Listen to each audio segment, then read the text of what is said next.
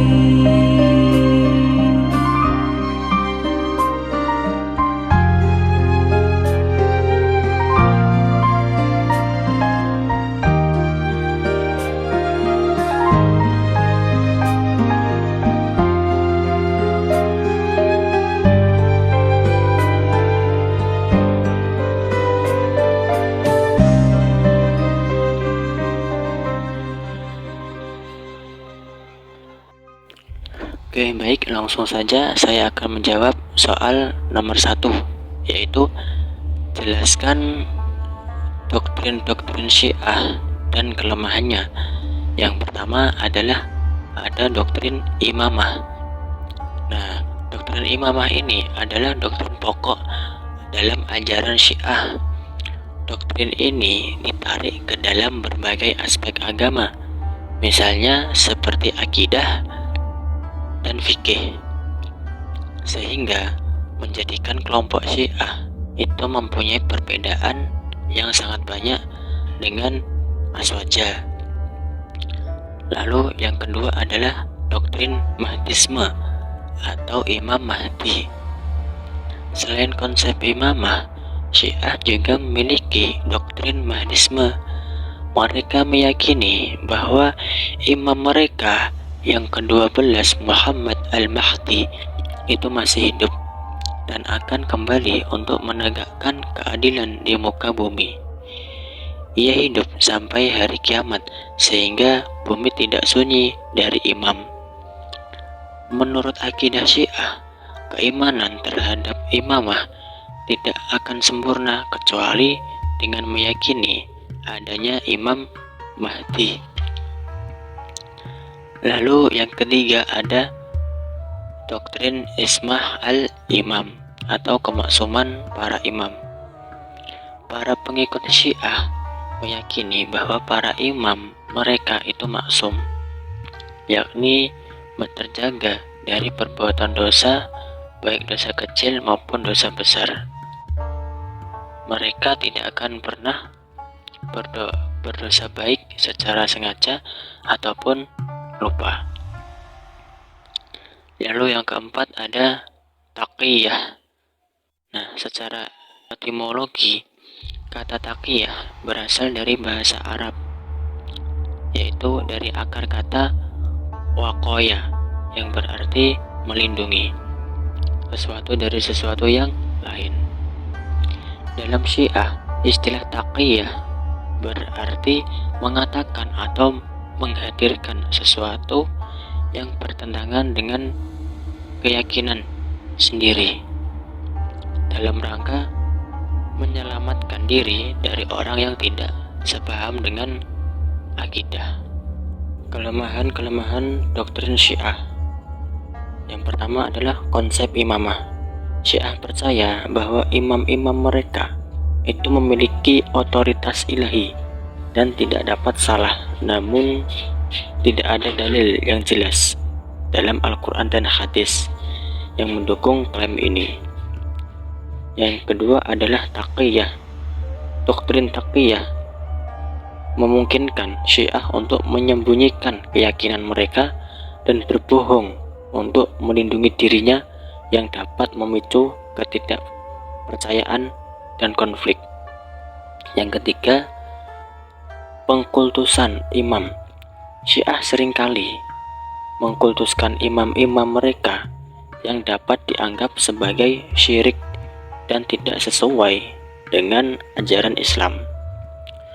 Soal yang kedua adalah jelaskan doktrin-doktrin Khawarij dan kelemahannya. Di antara pemikiran kelompok Khawarij adalah 1. Orang-orang yang berbuat dosa itu dianggap kafir.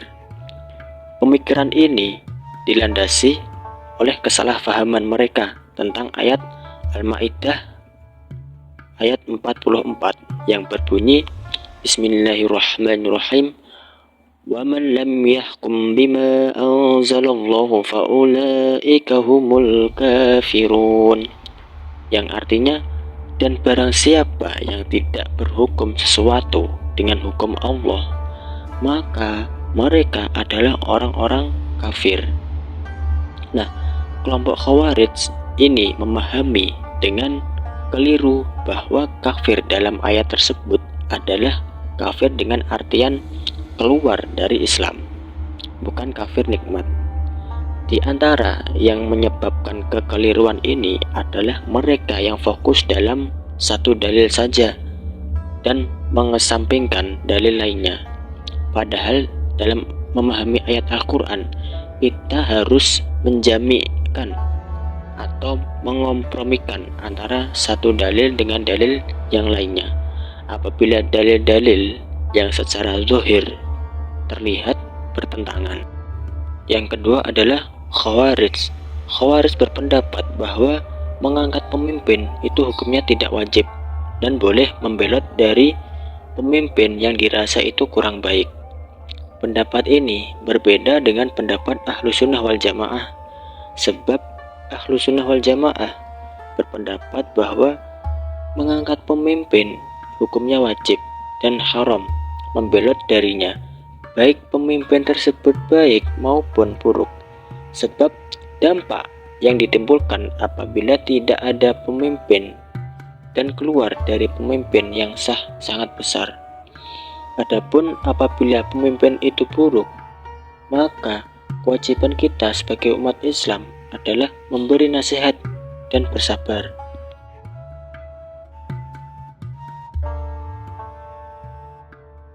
Ketiga adalah jabatan khalifah atau al-imam al-utma, tidak dimonopoli kalangan tertentu. Karena itu, menurut mereka, khalifah tidak harus dari suku Quraisy atau dari kalangan Arab.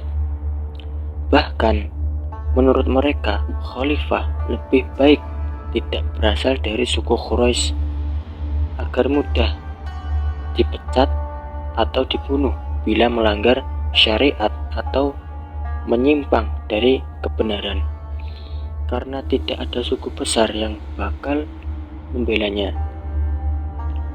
Poin ketiga ini bukan menyangkut pokok agama, hanya saja mereka keluar dari ijma atau kesepakatan para ulama.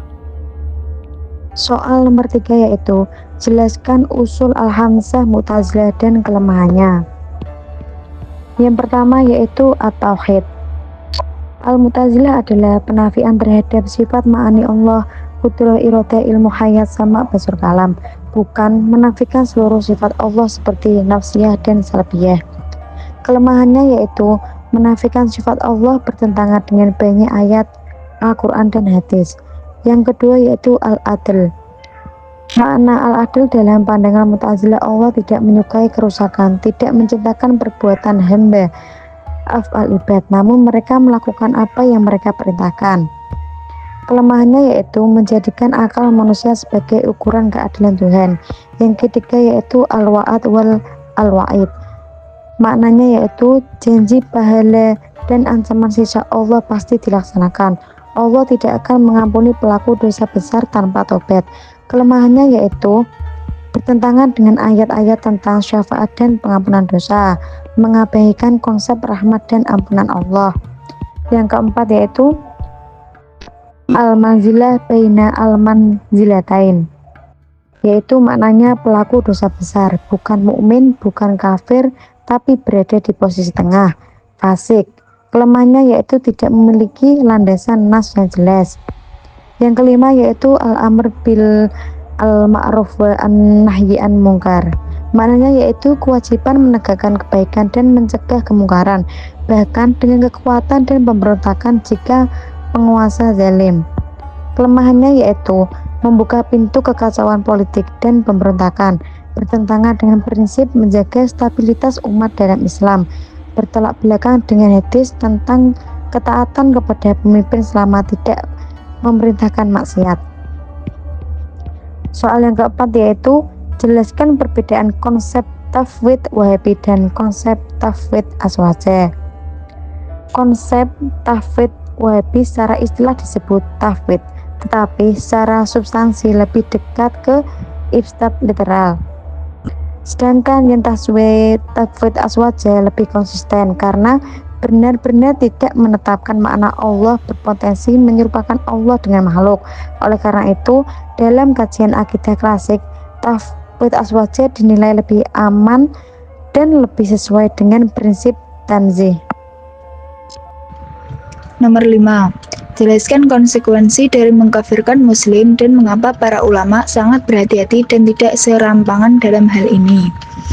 Jawabannya yaitu konsekuensi mengkafirkan sesama muslim adalah dosa besar karena menuduh orang beriman keluar dari Islam tanpa dasar yang sah, merusak ukhuwah Islamiyah, menimbulkan perpecahan, konflik, dan bahkan kekerasan. Berbahaya bagi pelaku takfir karena jika tuduhan salah, kafiran itu kembali kepada penuduhnya. Hadis riwayat Bukhari dan Muslim. menghalalkan darah dan harta secara keliru, sebagaimana pernah terjadi pada kelompok Khawarij. Mengapa ulama sangat berhati-hati? Karena keimanan seseorang tidak gugur hanya karena dosa. Selama tidak mengingkari pokok ajaran Islam, ulama ahlu sunnah wal jamaah berpegang pada kaidah lebih baik salah tidak mengkafirkan daripada salah mengkafirkan.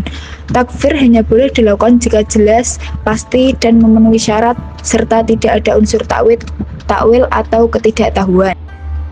Soal nomor 6. Jelaskan kelemahan konsep tauhid Wahabi yang membagi tauhid menjadi 3. Kelemahan konsep tauhid Wahabi yang membagi tauhid menjadi 3, pembagian tauhid menjadi rububiyah, uluhiyah, dan asma wa sifat dianggap memiliki beberapa kelemahan menurut Aswaja. Tidak dikenal secara eksplisit dalam Al-Quran dan Sunnah sebagai pembagian baku. Juga tidak dirumuskan secara formal oleh ulama salaf terdahulu. Berpotensi menyempitkan makna tauhid sehingga amalan seperti tawasul, tabarruk, dan ziarah kubur mudah dicap sebagai syirik. Menjadi pintu takfir karena sebagian praktik umat Islam dianggap melanggar tauhid uluhiyah. Tauhid sejatinya satu kesatuan, bukan terpisah-pisah. Pembagian ini hanya bersifat istilah, bukan prinsip akidah yang mengikat.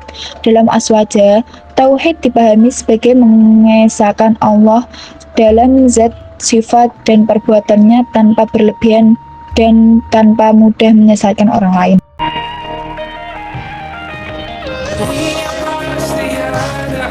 Akhirnya bintang-bintang pun ada umurnya.